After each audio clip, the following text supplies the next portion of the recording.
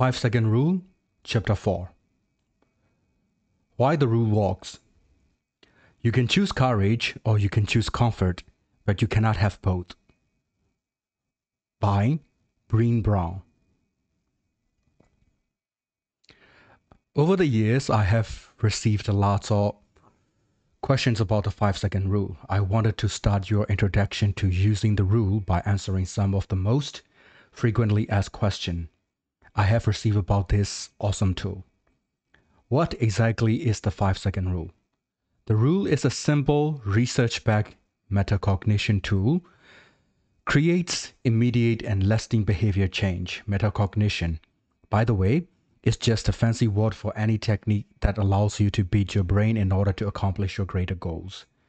How do I use the rule? Using the rule is simple.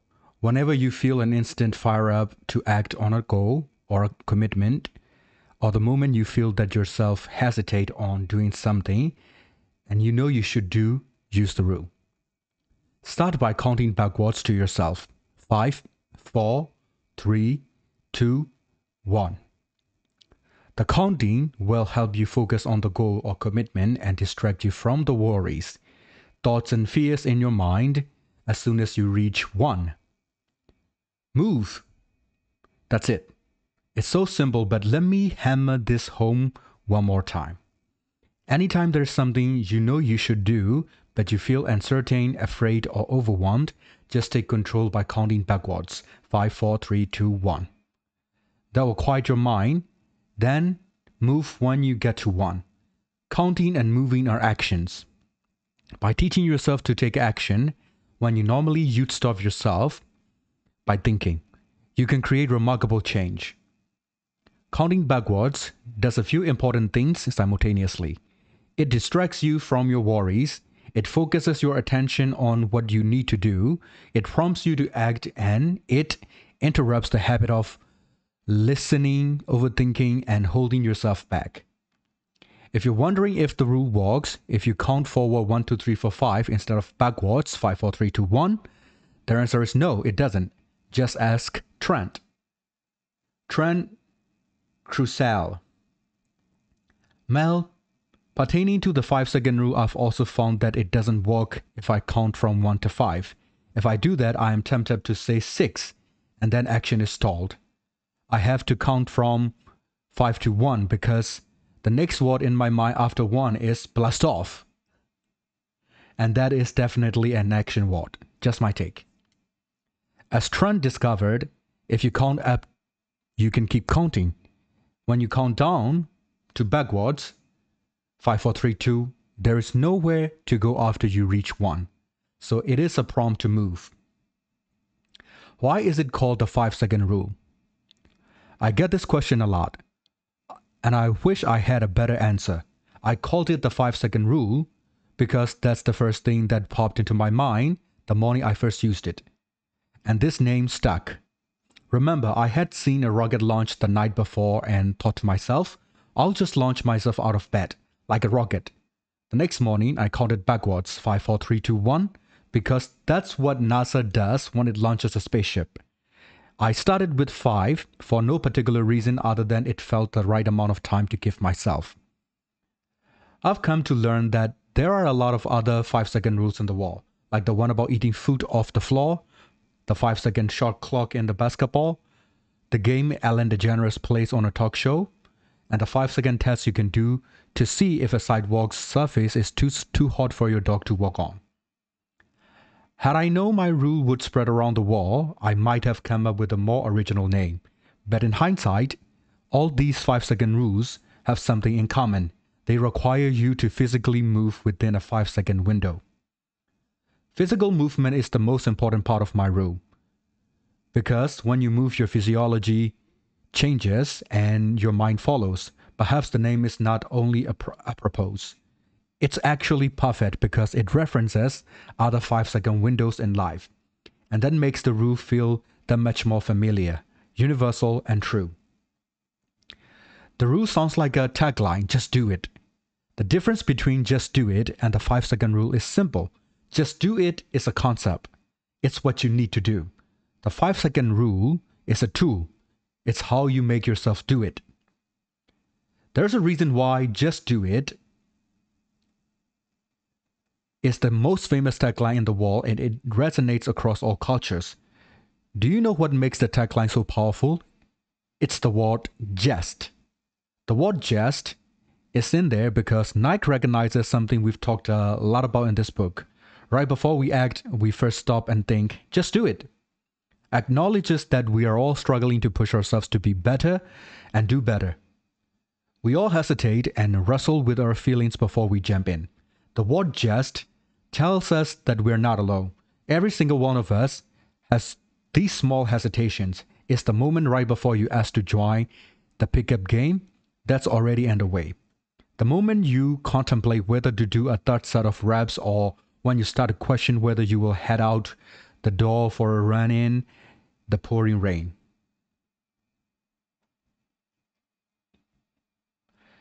The tagline acknowledges that you have excuses and fears, and Nike is encouraging you to be bigger than them. Come on, don't think about it. Just do it. I know you're tired, just do it. I know you're afraid, just do it. Nike's tagline is pushing you to move past that doubt and get in the game. Nike knows that there's greatness inside of you, and that's on the other side of your excuses. It resonates profoundly because every single one of us, even an Olympic athlete, needs a push. And that's where the 5-second rule comes in. The rule is how you push yourself when no coach, competitor, parent, screaming fan, or teammate is there to push you. With the rule, you just 5, 4, 3, 2, 1 to push yourself. Is there a 5-second window of opportunity for everyone? Yes, there's a window for everyone between the moment you have an instinct to change and your mind killing that instinct. While your mind starts working against you in nanoseconds, the barrage of thoughts and excuses don't seem to kick into full force and stop you for a few seconds. The 5-second window seems to work for everyone. That said, by all means, play around with it to make it work for you. Personally, I noticed that the longer I wait between my initial pauses to act 10 physically moving, the louder that the excuses get, and the harder it becomes to force myself to move. As Angela found, those 5-second decisions turned into 50 seconds and then 500 seconds when the fear was deeper. She now treats the 5-second rule as if her brain will self-destruct at 0. Angela Ray Hughes, I was there and I have to thank you for that speech. I am back at home now in Seattle and want you to know that you moved me to take action on something I have been procrastinating because of deep self-doubt and fear of failure. I had the realization that I have always used the 5-second rule in my life without recognizing it. I also realized that these 5 seconds turned into 50 seconds and then 500 seconds when the fear was deeper. You taught me that my brain will shut it down after 5 seconds, so now I have decided to treat the 5-second rule as if it will self-destruct, for lack of a better explanation, at 0. So I better make the move. Thank you kindly, Mel, for your wisdom. If it works for you to shorten or lengthen the window, personalize the rule to make it work for you. Matt, a good friend of my husband and myself, was training for his first Tough Mudder race. He lives in New Jersey, and he sent this test to my husband during the freezing cold winter. He had shrunk the window to 3 seconds because he noticed how fast his mind would go to work to stop him. Tell your girlfriend Mel that the 5-second rule is working over here. I have it down to 3 seconds. Why contemplate life's complexities when you can be moving ahead after just 3 seconds? In 5 seconds, I can make up at least 2 excuses in my mind. In 3 seconds, my mind was already pushed the first button on my phone to move the ball around. As I awoke this morning, I mistakenly checked the thermometer. That took 2 seconds, but in that 3rd second, I started to put on my right sneaker. That is how the system in your brain works. The longer you think about something, the lower your urge to act becomes. We are amazing at fooling ourselves into staying exactly where we are. As soon as the impulses to kick in start, you start rationalizing it anyway. That's why you've got to move faster so you can break free of your excuses before your mind traps you. What can I use it for? Over the years, we've heard thousands of examples of how people are using the rule to improve their life, relationships, happiness, and work. But every example falls into one of three distinct categories for how you can use it. You can use it to change your behavior. You can use the rule to push yourself to create new habits, pull yourself away from destructive habits, and master the skills of self-monitoring and self-control so that you can be more intentional and effective in your relationships with yourself and others. You can use it to act with everyday courage. You can use the rule to discover the courage you need to do things that are new, scary, or entertaining. The rule will quiet your self-doubt and build confidence as you push yourself to pursue your passions. Share your ideas at work, volunteer for projects that stretch you, create your art, and become a better leader. You can use it to control your mind. You can use the rule to stop the barrage of negative thoughts and endless worries that weigh you down. You can also break the habit of anxiety and beat any fear. When you take control of your mind, you will be able to think about things that bring joy instead of focusing on the negative. And that, in my opinion, is the most powerful way to use the rule. Why does something so simple work? The rule works because it is so simple. There are all kinds of tricky ways your brain kills your urge to act. Some of my most favorite researchers, professors, and thinkers have written bestsellers and delivered epic TED Talks detailing how our minds betray us with a seemingly endless list of tricks including cognitive biases, the paradox of choice, the psychological immune system, and the spotlight effect. What all these great researchers have taught me is that the moment you want to change, break a habit, or do something hard or scary, your brain goes to work to stop you. Basically, your mind tricks you into thinking things through. And the moment you get tricked into doing this, you will get trapped by your thoughts. Your mind has a million ways to talk you out of acting. That's the neurological reason why it's so hard to change. As I mentioned in chapter 1, change requires you to do things that are entertaining, scary, or new. Your brain, by design, will not let you do such things. Your brain is afraid of things that feel uncertain, scary, or new. So it will do whatever it can to talk you out of doing those things. It is part of your hardwiring, and this hesitation happens really fast. That is why you have to act even faster to beat it. The rule leverages and is an example of some powerful and proven principles in modern psychology: a bias toward action, internal locus of control, behavioral flexibility, the progress principle, starting rituals, the golden rule of habits, authentic pride, deliberate action, if-then planning, and activation energy. Throughout this book, you will learn more about these principles as we go into greater detail about how you can use the rule in specific areas of your life. How can one rule work on so many areas of my life? The 5-second rule actually works on one thing: you. You stop yourself from changing the exact same way every single time you hesitate. Then you overthink, and you lock yourself in mental jail.